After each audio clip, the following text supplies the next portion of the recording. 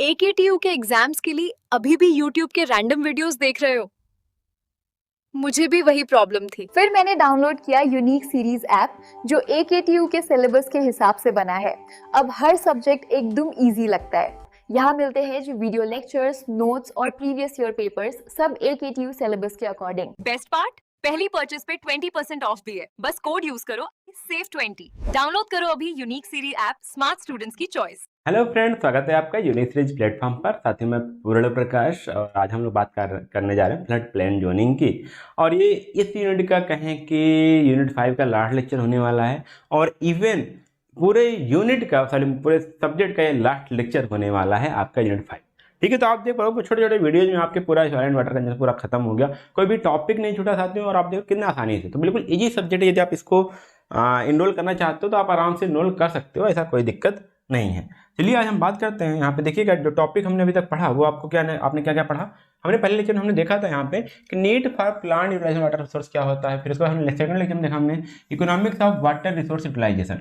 आज हम जो बात करने वाले हैं, यहाँ पे बात करने वाले हैं फ्लड प्लेन जोन्स मैनेजमेंट की बात करेंगे, जिसके अंदर हम यहाँ पे बात करेंगे मॉडिफाइंग द फ्लड, कैसे फ्लड को मॉडिफाई करते हैं, कैसे उसकी स्टेबिलिटी को, जो उसकी इफेक्ट करने की क्षमता उसको कैसे कम करते हैं, डैमेज करने की क्षमता को, और उसके फ्लडिंग के इम्पैक्ट को कैसे कम करते हैं, ये हम यहाँ पे बात करेंगे।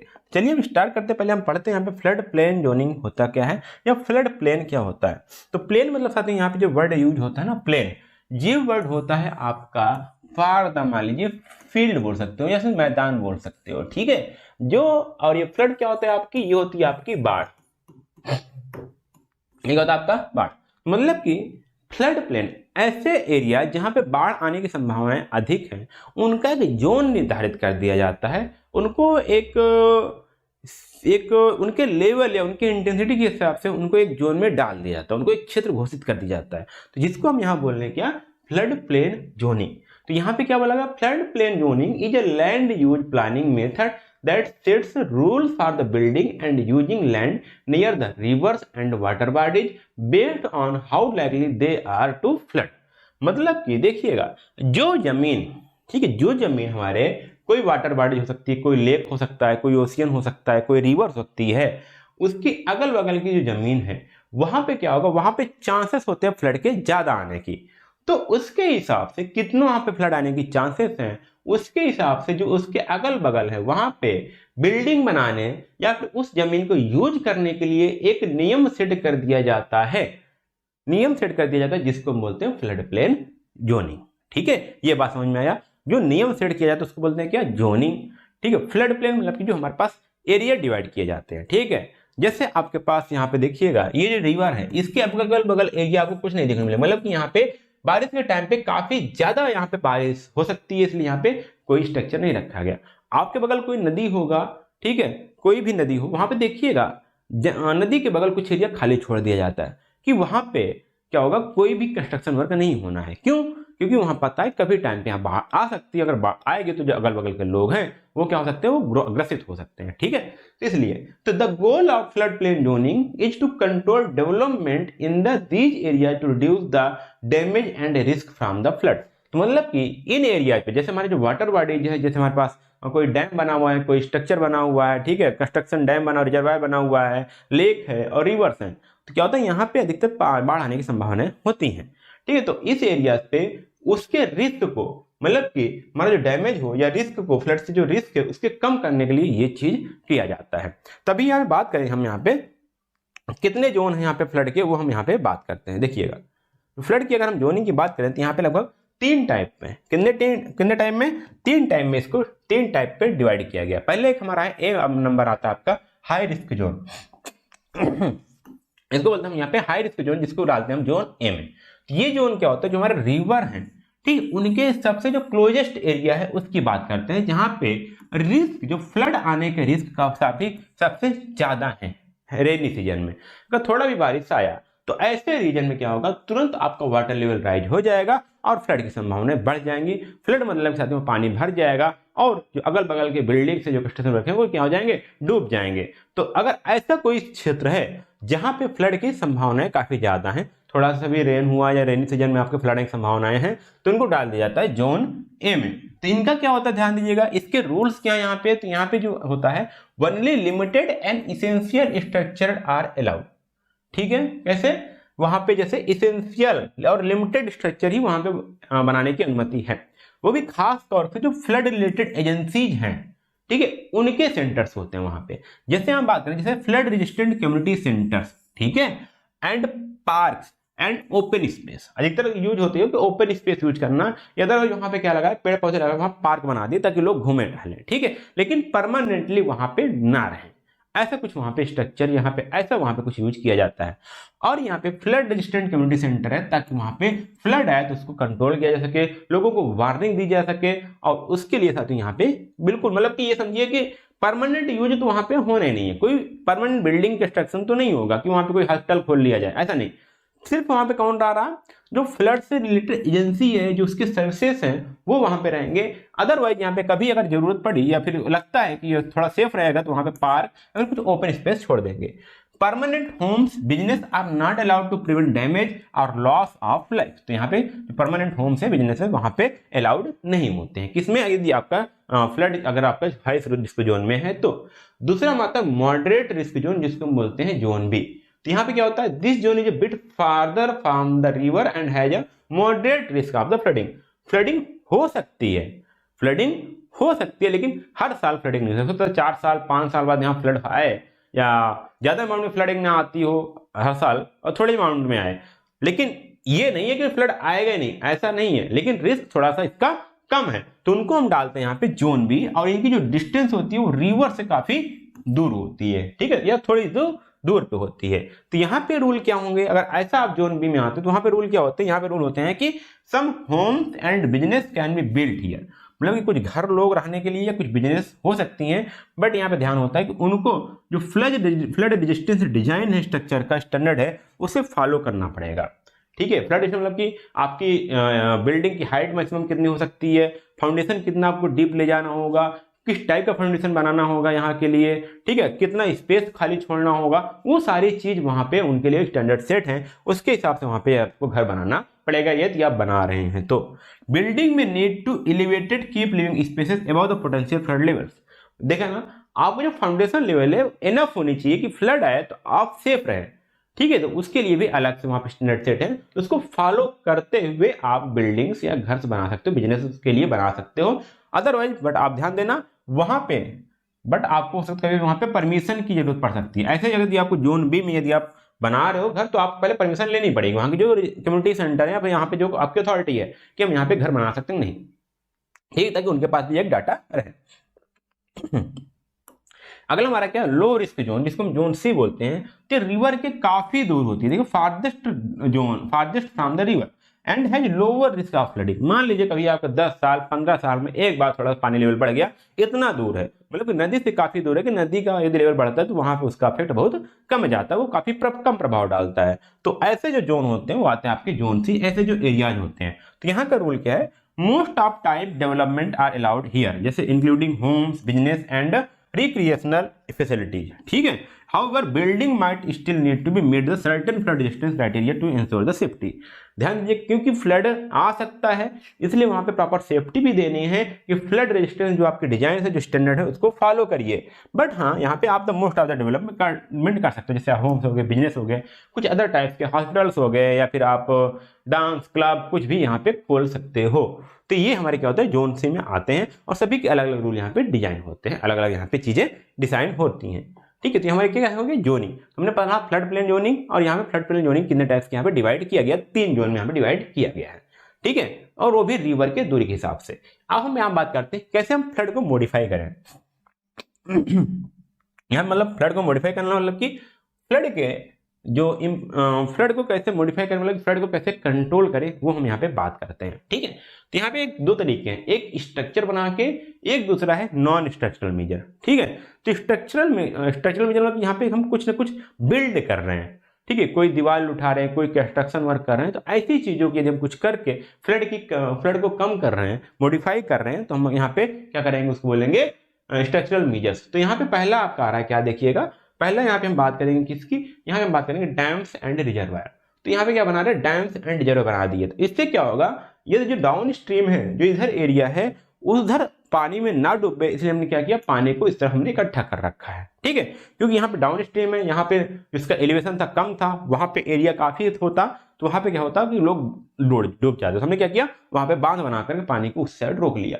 तो dams and reservoir can store excess water during the flood reducing down stream flow. तो पानी इधर नहीं आएगा, अब जैसे कि हमने कंट्रोल कर लिया तो यहाँ पे पानी की मात्रा कम हो जाएगी। अगर इतना पानी अगर इधर आता तो जो नीचे के एरिया है वो बह जाते। तो these structure help regulate the river flow, provide water supply during the dry period and generate hydroelectric power. तो यहाँ पे हमको और सारे फायदे हो रहे हैं कि यहाँ पे जो रिवर फ्लो है उसको रेगुलेट तो कर ही ले रहे हैं, ठीक है, वेलोसिटी को या फिर पानी के अमाउंट को हम क्या कर रहे हैं, वहाँ पे कंट्रोल कर पा रहे हैं। बट साथ में हमने क्या किया, वाटर सप्लाई को हम ड्राई पीरियड के लिए हमने रोक के रखा। हमारे पास ड्राई पीरियड हो जाएगा तो हम यहाँ पे वाटर को खोल देंगे, और साथ में यहाँ पे हाइड्रो पावर जनरेट करने के लिए हम क्या करिए, हम वाटर का यूज कर लेंगे। दूसरा हमारा होता है लिवेज एंड एम्बैंकमेंट। जो नदी होती है, कहीं भी नदी देखना, उसके कुछ दूर पर वहां पे मिट्टियां लगी होती है, ठीक है, मिट्टियां लगी होती हैं, जिनको बोलते हैं एम्बैंकमेंट या लिवेज। तो आप देखो यहाँ पे क्या आ रही है, यहाँ पे देखो, यहाँ पे नदी है, ठीक है, यहाँ पे नदी है, तो नदी कट कट करके देखना, एक कहीं पे आपको देखना नेचुरली वहां पे क्या बना होगा, एक काफी दूर जाओगे तो वहां पे एक ऊंचा सा मिट्टी के ढेर बना होगा, ठीक है, वो नेचुरली बना होगा, किसी ने उसको बनाया नहीं है, ठीक है। तो जो ढेर लगा होता है ना, उसको बोलते हैं वहां पे लीव्स बोलते हैं, ठीक है, लिवेज बोलते हैं, ठीक है, नेचुरल लिवेज। या अदरवाइज यदि हम नदी के बगल अगर हम खुद क्या कर रहे हैं, वहां पे मिट्टी का ढेर लगा दें ताकि जो पानी है वो बहा करके और एरिया को कवर ना करे, तो उसको हम बोल रहे हैं क्या, एम्बैंकमेंट। तो हमारा क्या, एम्बैंकमेंट जो होता है वो आर्टिफिशियल होता है, लेकिन जो लिवेज होती है वो क्या होती है, नेचुरल होती है, ठीक है। जैसे मिट्टी पानी नदी में क्या होती है, नदी है, पानी बहा रही है, तो धीरे धीरे क्या करती है, पानी क्या होती है, मिट्टी को बहा ले जाती है, तो वहां पे वो एरिया क्या होता है, नीचे गड्ढा हो जाता है, ठीक है। तो जब गड्ढा हो जाता है तो ऑटोमेटिक एक आपका गाइड बन जाता है, एक रास्ता बन जाता है कि पानी का धारा बन जाता है, ठीक है, उसको नेचुरल लेवी बोल सकते हैं। लेकिन यदि हम आर्टिफिशियली मिट्टी को रख करके या फिर यहाँ पे कंस्ट्रक्ट कर रहे हैं दीवार को, या रिटेनिंग वॉल कंस्ट्रक्ट कर रहे हैं, तो उसको बोलेंगे क्या, एम्बैंकमेंट, यहाँ पे हम बोलेंगे, ठीक है। ये देखिए यहाँ पे पूरा फ्लड प्लेन एरिया हो सकता है, इधर भी आपका जो आएगा वो फ्लड प्लेन एरिया आएगा, तो हमारे पास लिवेज है, ठीक है। तो levees and embankment keep certain area safe from the flooding, but if not plan well they can make flooding worse in other places. मतलब कि हम यहाँ पे हमका जब अच्छी तरह से प्लान कर लिए तो यहाँ पे फ्लडिंग को हम कंट्रोल कर सकते हैं, क्योंकि हम नदी को हमने एक रास्ता दे दिया, अब जो नदी का पानी इधर उधर कहीं भागेगा नहीं, ठीक है। लेकिन ये तभी होगा जब हम इसको अच्छी तरह से प्लान करके बनाएं, अदरवाइज जो अदर प्लेसेस हैं उसको भी ये क्या कर देगा, फ्लड के लिए तो वहां पे कंडीशन तो बना रहेगा, ठीक है। These barriers must be designed and maintain to prevent the breaches that could lead to the catastrophic flooding, ठीक है। मतलब जो भी फ्लडिंग आ रही है उसको रोकने के लिए हम इसको बढ़िया से डिजाइन करें, बढ़िया से हम बनाएं। अगला हमारा चैनल इंप्रूवमेंट, मतलब यहाँ पे है यदि हम देख रहे हैं कि जो हमारी नदी है या जो नहर है वहां पे हर साल फ्लड आ रहा है, और ये जो हमारा फ्लड है उस फ्लड आ रहा है उसमें से हमारे पास पानी जाने का पर्याप्त रास्ता नहीं कि हमारा जो फ्लड का जिस एरिया फ्लड आ रहा है वहां से पानी हमारा निकल जाए। यदि हमको कई साल हमने यही देखा नहीं हो पा रहा, तो हम क्या करेंगे, वहां पे यहाँ पे क्या करेंगे, जो रिवर्स है, चैनल्स हैं, उनको क्या करेंगे, हम या तो गहरा कर देंगे या तो चौड़ा कर देंगे, ठीक है। या तो हम क्या करेंगे, गहरा कर देंगे, गहराई हो जाएगी तो उनकी कैपेसिटी और बढ़ जाएगी, पानी निकलता चला जाएगा। या फिर चौड़ा कर दिए, गहरा करने के साधन तो हम उसको चौड़ा कर दिए ताकि हमारे पास जो पानी हो आराम से पास हो जाए। तो can increase the capacity to the carry water, this can help prevent overflow during the high rainfall events for though it may ecological impact on the river habitats. मतलब कि थोड़ा बोला गया कि जब इसको चौड़ा करते, गहरा करते, तो जहाँ पे बगल के जो हैबिटेट्स होते हैं, जो मतलब कि घास फूस हैं, पेड़ पौधे हैं, जो जंतु जो रहते हैं, उनको थोड़ा सा ये इफेक्ट कर सकता है। लेकिन ये क्या सकता है, जो ओवरफ्लो कैपेसिटी है वो थोड़ा सा उसकी बढ़ जाती है, ठीक है, ओवरफ्लो को रोक सकता है, प्रिवेंट कर सकता है, और हमारे पास फ्लड को कंट्रोल कर सकता है। हमने क्या बात किया, स्ट्रक्चरल मेजर बताया, मतलब कि यहाँ पे हमने क्या किया था, कुछ ना कुछ हमने बिल्ड किया था। देखिए इसमें हमने क्या था, डैम से रिजर्वायर बिल्ड किया था, यहाँ हमने क्या किया, एम्बैंकमेंट बिल्ड किया, यहाँ हमने क्या किया, उसको चौड़ा किया था, ठीक है। तो हमारे क्या हो गया, स्ट्रक्चरल हो गया। लेकिन कुछ ऐसा भी चीज है क्या कि बिना स्ट्रक्चर को बनाए हम क्या कर सकते हैं, फ्लड को कम करने की कोशिश कर सकते हैं? हाँ बिल्कुल कर सकते हैं। तो यहाँ बोला गया हम क्या कर सकते हैं, एक अर्ली वार्निंग सिस्टम बना सकते हैं। मतलब कि जैसे बारिश हो रही है, हमें लगा कि जो रेन है, जो बारिश हुई, ये हमारे खतरे से ऊपर जा रही है, तो हम पहले लोगों को क्या कर दें, वहां पे अलर्ट कर दे, तो हमारा क्या हो जाएगा, वहां पे अर्ली वार्निंग सिस्टम हो जाएगा। फ्लड फोरकास्टिंग एंड मॉडल, तो यहाँ पे क्या करेंगे हम एक्यूरेटली क्या करें, प्रिडिक्ट करेंगे हमारे पास कितना रेन होने वाला है, कितना हमारे पास क्या होगा, कितना हमारा फ्लड लेवल बढ़ेगा, इस साल कितना फ्लड लेवल होगा। तो इसलिए हम क्या करें, उसको वार्निंग करें और फिर उसको हमारे पास मॉडल हो। ठीक है, तो accurate prediction can help planning emergency response, मतलब कि अगर इन केस अगर हमको एक्यूरेट डाटा पता है फ्लड आ सकती है, तो हम क्या करेंगे उसी हिसाब से रिस्पॉन्स हम तैयार कर लेंगे। मान लो कि फ्लड आएगा तो हमारे पास उतने संसाधन हो, उतने नाव हो, उतने हमारे पास फोर्सेस हो कि वहाँ पर उनको हम तैनात कर पाए। ठीक है, and flood models simulate various scenario like helping authority prepare for different flood intensity and duration. तो यहाँ पे ये पता हो जाएगा और ये पता हो जाएगी कि फ्लड की इंटेंसिटी कितनी होगी, कितने देर तक बना रहेगा, इसका टाइम, पानी को जो फ्लड में आया, जो पानी बढ़ा उसको आगे बढ़ने के कितना टाइम लगेगा। तो उस टाइम तक क्या करेंगे, वहाँ पे जो अथॉरिटी है, जो वो रिस्पॉन्सिबिलिटी होगी, उसकी रिस्पॉन्सिबिलिटी उसको हम अलर्ट कर देंगे कि ये सिनेरियो आने वाला है, आपके पास जो भी यहाँ पे संसाधन है, जो भी रिसोर्सेस हैं, उनको तैयार रखिए ताकि हम इस रिस्क से हम कम हो पाएं। अगला हमारा क्या आता है, लैंड यूज प्लानिंग। हमने बताया अलग अलग जोन हमने बांट दिया, तो हमारे क्या यहाँ पे कोई हमने स्ट्रक्चर नहीं बनाई सभी में, ठीक है, बट हमने क्या किया, लोगों को रेगुलेशन की बात कर रहे हैं। ठीक है, restricting development in high risk areas can reduce potential damage. अगर हम यहाँ पे जो हमारा जोन भी था, अगर इस एरिया हमने डेवलपमेंट नहीं किया, अगर हमने लोगों को नहीं बसने दिया, तो क्या होगा, हमारा रिस्क कम होगा और हमारा डैमेज भी कम होगा। Strategic zoning policy prevent the construction in vulnerable areas preserving flood plains natural functions. तो वल्नरेबल एरिया साथियों वो हैं कि जहां पे फ्लड आने की संभावनाएं हैं और उससे उस एरिया में काफी ज्यादा नुकसान होगा। तो ऐसे एरियाज हम बोलेंगे वल्नरेबल एरियाज। तो वहां पे हम क्या करेंगे, कंस्ट्रक्शन को प्रिवेंट करेंगे या फिर ऐसा कोई पॉलिसी बनाएंगे कि वहां पे कंस्ट्रक्शन को कम रखें। ठीक है, इस प्रकार से हम क्या करेंगे, इस प्रकार से हम फ्लड को मॉडिफाई कर पाएंगे, फ्लड को हम कम कर पाएंगे। चलिए, ये हमारा हो गया था। अब हम बात करते हैं यहाँ पे कैसे कैसे हम उसकी कैपेसिटी को या फिर जो डैमेज करने की जो उसकी कैपेसिटी है उसको हम कैसे कम कर पाएंगे। तो यहाँ पे एक वर्ड लगा है सस्पेक्टिबिलिटी। इसको देखो, यहाँ पे लिखा है state of being likely to be affected, influenced और हार्म्ड बाय समथिंग। तो यहाँ बात की हमने फ्लड की, तो फ्लड से किसी भी डैमेज, किसी भी स्ट्रक्चर को अफेक्ट होने, इन्फ्लेट होने या हार्म होने की जो क्षमता है उसको कैसे कम करें, वहां पे हम बात करते हैं रिड्यूसिंग सस्पेक्टिबिलिटी टू डैमेज की। तो यहाँ पहले बात की हमने क्या बताया था, हमने वहां पे फ्लड प्लेन जोनिंग कर दिया, हमने जोन डिसाइड कर दिया कि किस एरिया में आप कितना कंस्ट्रक्शन हो सकता है। उसके हिसाब से जब कंस्ट्रक्शन होगा तो वहां पे हमको पता रहेगा इस एरिया में कंस्ट्रक्शन नहीं करना है क्योंकि यहाँ फ्लड आता है, इस एरिया में थोड़ा बहुत कंस्ट्रक्शन कर सकते हैं, वहाँ पे अलर्ट हमारे पास, वहाँ पे जो सिक्योरिटी होगी, यहाँ पे जो आपका अथॉरिटी को काफ़ी ज़्यादा सेंसिटिव होगी चीज़ों को लेकर के, या जोन सी में चले गए या फिर जोन सी के बाहर भी चले गए तो वहाँ पे कोई रिस्क नहीं आने वाला है। अगला हम बात करते हैं बिल्डिंग कोड्स एंड स्टैंडर्ड्स। अब यहाँ करेंगे कि अगर इस एरियाज में आप क्या कर रहे हो कि बिल्डिंग्स बना रहे हो, तो ये स्टैंडर्ड्स हैं, ये कोड्स हैं, इस टाइप का मटेरियल आपको यूज करना है, इस टाइप का फाउंडेशन यूज करना है, इतनी आपकी एलिवेशन रखनी है बिल्डिंग की, ये इतने पे आपको लिंटर डालना है, इस टाइप का विंडो लगाना है और फ्लोर्स की सारी चीजें वहां पे बात होती हैं। ठीक है, तो ये बात होती है। Ensuring the structure are built with the each stand flood forces can reduce the damage, implementing stringent building codes ensuring during construction are resilient to flooding. ठीक है, ये बात होगी हमारी। अब बात आती है हमारी एलिवेशन की। तो rising the buildings and infrastructure can protect them from the flood waters. लेकिन हम इंफ्रास्ट्रक्चर जो हमारे पास जमीन है, जो भी हमारे पास घर बना रहे हैं, कुछ बना रहे हैं, उसका हम एलिवेशन थोड़ा सा हाई रखें। ठीक है, जब हाई रखेंगे तो फ्लड जो हमारा है थोड़ा सा उससे हम बचे रहेंगे। ठीक है, ये बात होती है हमारे पास। अब बात होती है यहाँ पे फ्लड प्रूफिंग। तो यहाँ फ्लड प्रूफिंग किया जा सकता है implementing the measures like the water proofing basement, कि जो बेसमेंट बनाओ आप वाटर प्रूफ हो। ठीक है, installing the flood winds can protect property. Flood wind मतलब साथ में ये होगा, फ्लड आ गया तो हम कुछ पाइप्स हो, ठीक है, जैसे आपने घर बनाया, बेसमेंट बनाया है, तो इसमें क्या होगा, छिद्र करके यहाँ पे होल करके नीचे पाइप लगी हुई जो जाकर रिवर में मिल जाएगी। ठीक है, जैसे आपका बाढ़ आया, मान लीजिए यहाँ पानी भर भी गया, तो क्या होगा, नीचे फ्लड विंड पाइप लगी हुई है, पानी वहां से आपका निकल जाएगा। तो इस सारी फैसिलिटी वहां पे होनी चाहिए। Flood proofing techniques like include ceilings, walls, using flood resistant material and आपका क्या है, डिजाइनिंग वाटर डाइवर्सन सिस्टम। तो ये सब हमारे जो बिल्डिंग्स है, जो इंफ्रास्ट्रक्चर है, उसमें वो बने रहने चाहिए। तो यहाँ पे हमने क्या बात किया, कौन कौन से कैसे हम इसको कम कर सकते हैं डैमेज को। तो पहला हमारे यहाँ फ्लड जोनिंग करके, दूसरा हमारे पास बिल्डिंग कोड से स्टैंडर्ड को फॉलो करवा करके, उसका एलिवेशन हाई रख करके, और साथ में वहाँ पे जो बिल्डिंग से कस्टमर करें, उसको फ्लड प्रूफिंग जो हमारे पास चीजें हैं, उपाय हैं, उसको हम क्या करेंगे, अपना करके। ठीक है, तो देख लीजिए आराम से छोटी छोटी चीजें हैं। वॉल को सीलिंग करके, मतलब ऐसी सील वाल हो, सील हो, मतलब फ्लड का पानी अंदर ना आने पाए। चलो आगे सारी चीज छोटी छोटी चीजें हैं, आगे बात करते हैं यहाँ पे इसको इम्पैक्ट को कैसे कम कर सकते हैं। ठीक है, उसे मैंने बताया था कैसे उसकी सस्पेक्टेबिलिटी मतलब उसको अफेक्ट होने की क्षमता कैसे करें, इम्पैक्ट कैसे कम करें, मतलब उसको पहले की तैयारी बात कर सकते हैं कैसे हम कम कर सकते हैं। ठीक है, तो यहाँ ध्यान दीजिए पहले हम क्या करेंगे, यहाँ पे emergency response and recovery system planning जो हमारे पास है उसको काफी ज्यादा मजबूत रखेंगे।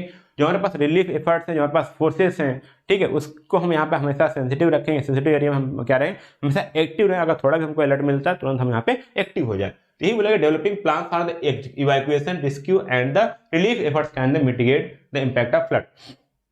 मतलब यहाँ पे इवैक्यूएशन मतलब साथ ये क्या है, जब फ्लड आता है तो हमें तुरंत क्या होना, एक्टिव होना। ठीक है, उसके बाद यहाँ पे रेस्क्यू जो फोर्स है और जो रिलीफ फोर्स है वहां पे तुरंत हम एक्टिव होकर उनको हम हेल्प देना चालू कर दे। ठीक है, comprehensive response plans involve the coordinate among the government agency NGO and communities. अगर हमारे पास अच्छा से रिस्पांस सिस्टम है, रिकवरी प्लानिंग है, तो हम क्या करेंगे, अदर जो हमारे पास एजेंसीज है उनसे हम कम्युनिकेट कर पाएंगे और उनके पास जो हमारे पास फोर्सेस है, उनके पास जो हमारे पास फैसिलिटी अवेलेबल है उनको हम यहाँ पे लगा पाएंगे इमरजेंसी के लिए। इंश्योरेंस करवा सकते हैं, providing flood insurance can help individuals and businesses recover from the losses.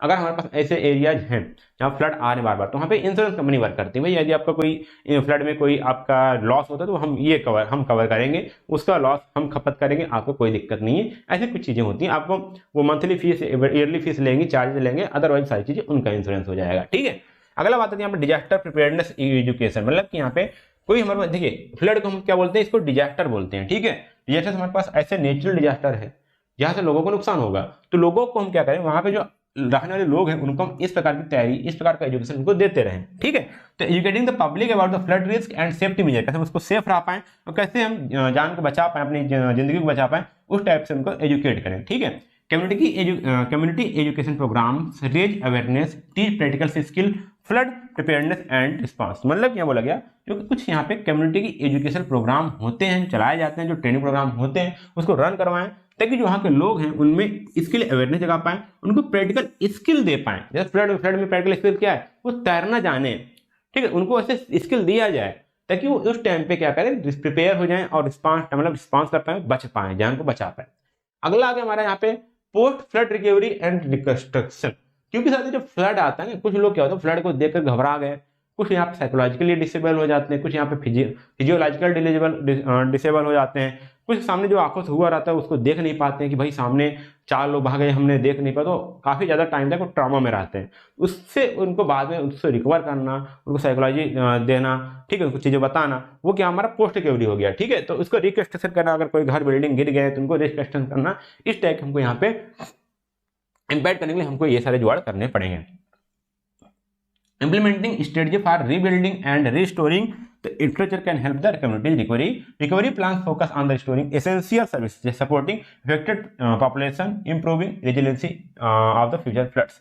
कुल मिला के यहाँ बात की गई यही कि हमारे पास इमरजेंसी चीजें हैं, ठीक, उनको हम क्या करेंगे, उनको हम रिकंस्ट्रक्ट ज्यादा करेंगे। जैसे मान लीजिए अगर हमारे पास फ्लड में ब्रिज बहा गया तो हमारे पास क्या है, इमरजेंसी चीज है। ठीक है, उसको हम जल्दी से जल्दी करेंगे, उसको रिकंस्ट्रक्ट कर दे ताकि हमारे पास जो आवागमन है, ट्रांसपोर्टेशन सिस्टम है वो बढ़ पाए। कोई कम्युनिकेशन सिस्टम है जो लॉस हो गए, जैसे टावर हो गए, ठीक है, इलेक्ट्रिसिटी हो गई, उसको हम जल्दी से जल्द रिकवर करने की कोशिश करेंगे, रिकंस्ट्रक्ट करने की कोशिश करेंगे ताकि हमारे पास जो बेसिक्स नीड्स हैं वो पूरी हो जाए। ठीक, वाटर पाइप कहीं पे है, पानी की पाइप हमारे पास फैसिलिटी थी वो टूट गई रिवर टाइम पे, फ्लड के टाइम पे, तो उसको हम फिर से कोशिश करेंगे उसे जल्दी से जोड़ पाएं ताकि हमारे पास जो पानी की पहुंचे वो हो पाए। ठीक है, तो इस प्रकार जो हमारे पास इमरजेंसी चीजें हैं वो तुरंत हम क्या करेंगे, रिकंस्ट्रक्ट करेंगे, और साथ में फ्लड रिकवरी यहाँ पे जरूर होती है, तो इसके लिए हम क्या करेंगे, प्लानिंग करेंगे। तो हमारा जो आज का टोटल लेक्चर हमारे पास किसका था, कुल मिलाकर हमारे पास फ्लड प्लानिंग की हमने बात किया। पहले हमने बात किया था फ्लड प्लानिंग जोन क्या, फ्लड प्लेन जोनिंग क्या होती है। ठीक है, फिर हमने बात किया कैसे इसको फ्लड को मॉडिफाई किया जाता है, फिर हमने बात किया इसके स्ट्रक्चरल मेजर दोनों हमने बात किया, फिर हमने बात किया इसके सस्टेनेबिलिटी, डैमेज होने की सस्टेनेबिलिटी कैसे रिड्यूस किया जाए, कैसे कम किया जाए, फिर हमने इसके इम्पैक्ट को कैसे कम किया जाए वो हमने बात किया जो आपके सिलेबस में था। साथियों ये छोटा सा वीडियो आपके पास इतना ही था, उम्मीद करता हूँ आपको चीज़ें सारी चीज़ें क्लियर हो रही होंगी। अगर नहीं हो रही है तो आप एक बार मुझे मैसेज कर दीजिएगा, नहीं हो रही तभी मैसेज कर दीजिएगा, क्यों नहीं हो पा रही है, क्या फॉल्ट रह गई है, कुछ चीज़ आप बताइएगा, पूरा चीज़ यहाँ पे सपोर्ट आपका अवेलेबल है। चलिए फिर मिलते हैं आपको अगले वीडियो में, तब तक के लिए धन्यवाद, जय हिंद।